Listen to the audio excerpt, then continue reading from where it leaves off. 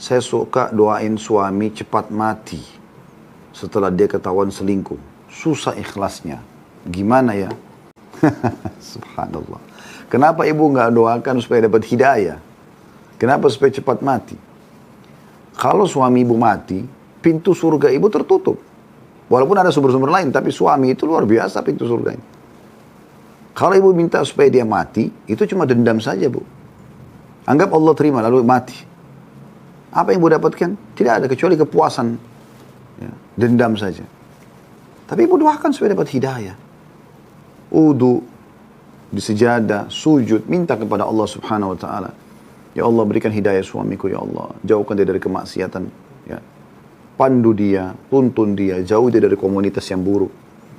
Jadikan dia suami yang terbaik buat hambamu ini. Doakan kebaikan. Allah terima, Allah ubah dia, ibu panen pahalanya. Selama dia jadi baik, ibu panen pahala. Dan itu tugas pasangan sebenarnya. Bayangkan, Bu, kalau semua pasangan seperti prinsipnya ibu. Setiap ada yang dia tidak suka atau terjadi hal seperti ini, kita doakan binasa. Mati semua orang banyak gitu. Iya kan? Dan tidak ada kata-kata ikhlas dan susah ikhlas. Kalau ibu niatkan karena Allah pasti bisa. Bagaimana Rasulullah sallallahu alaihi wasallam sakitnya hati beliau sallallahu alaihi wasallam waktu harus diusir dari Mekah. Sampai beliau mau tinggalkan Mekah mau ke Madinah, beliau sambil menghadap ke Mekah sambil mengatakan, demi Allah sungguhnya engkau adalah negeri atau kota yang paling aku cintai. Kalau bukan karena kaumku mengeluarkanku darimu, gitu, aku tidak akan keluar. Diusir dari kampung halamannya. Berdakwah yang benar tapi dianggap penyihir, penyamun dan seterusnya. Tapi apa yang terjadi? Apakah Nabi SAW dendam dengan orang Mekah? Tidak. Bahkan orang Mekah keluar berapa kali. Di perang Badr terjadi perang dengan orang Quraisy. Di perang Uhud terjadi perang dengan orang Quraisy. Di perang Ahzab, perang Khandaq, pemimpinnya adalah orang-orang Quraisy. Ya. Berapa kali upaya mereka untuk menyerang kaum muslimin. Di kesepakatan Hudaybiyah, pada saat Nabi SAW mau umrah, ditahan oleh orang-orang Quraisy. Tidak boleh masuk tahun itu, tahun depan. Terpaksa harus pulang ke Madinah. Banyak perbuatan mereka yang menyakitkan hati, gitu kan. Belum lagi rumah Nabi SAW di Mekah, rumahnya Khadijah, rumah kenangan, cinta pertama Nabi SAW. Disitulah dia membangun rumah tangga dengan wanita yang paling dicintai, Khadijah radhiyallahu anha, wanita terbaik, pemimpin para wanita di surga, sebagaimana sabda Nabi SAW. Ada 4 wanita pemimpin di surga, Khadijah yang pertama, kemudian Fatimah anaknya, kemudian Maryam yang ketiga, ibunya Isa alaihissalam, kemudian ya, Asia istrinya Fir'aun. Tapi pada saat Nabi SAW masuk pembebasan kota Mekah, beliau kumpulkan orang-orang Quraisy di Bukit Safa. Setelah berkumpul semuanya, maka Nabi SAW berkata kepada Quraisy, kira-kira apa yang akan saya lakukan pada kalian? Apa makna kalimat ini?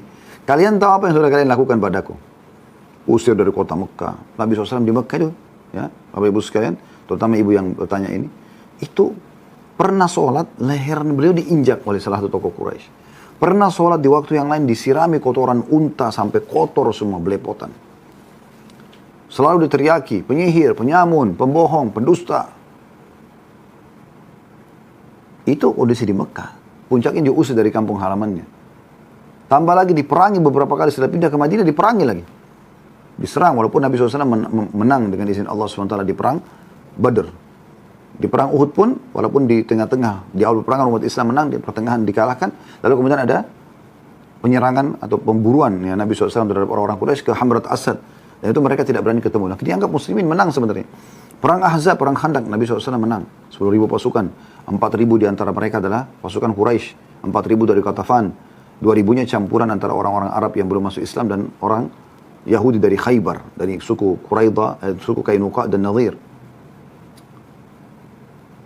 Lalu Nabi SAW bilang, apa kira-kira?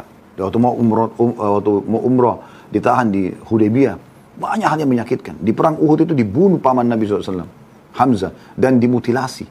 Hidungnya dipotong, dadanya dibelah, dicabut jantungnya, radhiyallahu anhu. Sampai Umar bin Khattab mengatakan, saya tidak pernah lihat Nabi menangis sekeras dan terisak seperti waktu dia melihat sallallahu alaihi wasallam jenazah pamannya Hamzah. Kaget ada orang buat seperti ini. Tapi apa yang terjadi? Nabi SAW masuk ke Mekah, Bapak Ibu sekalian, dengan 10.000 pasukan. 10.000 pasukan, semuanya berkuda, semuanya bersenjata lengkap. Masuk ke Mekah. Ini kalau di alam peperangan, berarti sudah menguasai dengan militer. Orang Mekah tidak ada satupun yang bisa melawan pada saat itu. Masuk ke dalam kota mereka 10.000 ini dan tidak ada sama sekali kekuatan orang-orang Quraisy. Kecuali kelompok-kelompok kecil itu pun mereka tidak bisa buat apa-apa. Waktu sudah dikuasai. Ini sebenarnya seluruh wilayah Mekah jadi harta rampasan muslimin. Seluruh penduduknya juga jadi harta rampasan perang muslimin. Nabi SAW kumpulkan di Gunung Safa, di Bukit Safa. Kata Nabi SAW, "Hai Quraisy, kira-kira apa yang aku lakukan pada kalian?" Karena mereka tahu apa yang mereka sudah lakukan pada Nabi SAW. Menyakitkan sekali. Mereka lalu mohon-mohon, "Ya Rasulullah, hai Muhammad." Dan mereka tidak bilang Rasulullah, mereka mengatakan, "Hai Muhammad, sungguh engkau adalah orang yang baik yang kami kenal, engkau punya hubungan kerabat dengan kami." Dan memuji Nabi sampai mereka mengatakan, "Tolong lepaskanlah kami. Ya, berbuat baiklah pada kami." Maka Nabi SAW menunjukkan akhlak yang mulia. Ini yang perlu kita teladani, wahai muslimin. Beliau mengatakan, "Pergilah, kalian semua sudah bebas." Sampai ada sahabat yang sempat mengatakan, "Hari ini hari pembalasan, pembantaian Quraisy." Kata Nabi SAW, keliru. Hari ini justru hari pemaafan dan hari kemuliaan buat Quraisy. Coba. Yang terjadi apa? Satu Mekah masuk Islam gara-gara akhlak Nabi SAW. Itu yang diajarkan. Itu yang diajarkan. Jadi banyak menyakitkan. Abu Bakar radhiyallahu anhu pada saat Aisyah anaknya, Ummul Mukminin radhiyallahu anha dituduh berzina. Salah satu yang menuduh berzina itu dari 3 orang ini yang dicambuk akhirnya. Ada Hamna binti Jahash, ini ipar Nabi SAW, adiknya Zainab binti Jahash atau saudaranya. Kemudian ada Hassan bin Thabit, ini penyairnya Nabi, dan ada ya, Miftah, ada juga mengatakan Muslim bin Abi Muslim. Ada 2 orang, 2 nama, kurang lebih ini. Ya. Ini adalah sepupunya Aisyah atau sepupunya Abu Bakar gitu. Orang hadir di Badar, dia ikut-ikutan juga nyebarin gosip itu. Waktu Abu Bakar tahu, Abu Bakar marah. "Kau ini sudah saya biayai, terus kau fitnah lagi sepupumu sendiri." Maka Abu Bakar bersumpah, "Demi Allah saya tidak akan bantu kau lagi." Gosip disebarin kalau Aisyah berzina sama Safwan, padahal sebenarnya tidak. Dan yang sebarin lucunya, ini sepupunya Aisyah dan juga ini adalah orang yang dibiayai oleh Abu Bakar hidupnya. Maka Abu Bakar bersumpah sama Allah, tidak akan memberikan lagi bantuan. Marah total. Wajar, manusiawi kan. Tapi apa yang terjadi? Allah SWT turunkan firman-Nya. "Ala tuhibbuna yaghfirallahu lakum." Tidak maukah kalian dengan kalian memaafkan, maka akan Allah maafkan kesalahan kalian? Itu turun kepada Abu Bakar, kata ulama tafsir. Maka Abu Bakar mengatakan, "Tentu wahai Tuhan kami, aku akan mengejar ya, pengampunanmu." Maka dia pun memaafkan sepupunya Aisyah tadi, atau mungkin posisi ponakannya dia, kemudian mengembalikan bantuannya. Dalam beberapa riwayat atau athar dikatakan dia mengatakan, "Aku tidak akan berhenti membiayaimu sampai kau mati setelah turun firman Allah ini." Menyakitkan kan? Tapi mereka bisa lakukan itu.